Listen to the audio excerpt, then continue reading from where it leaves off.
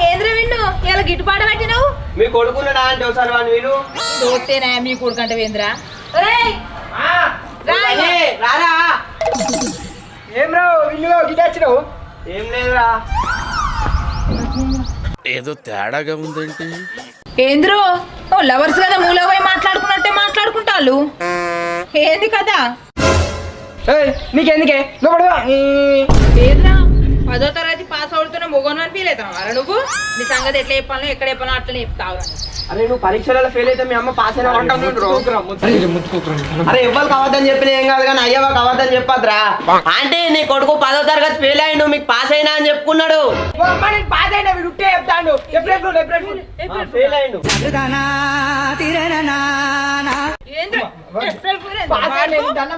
pass అయిన వాడిని బిర్యానీ కావాలి స్వీట్లు కావాలి ఊరంతా చెప్పిన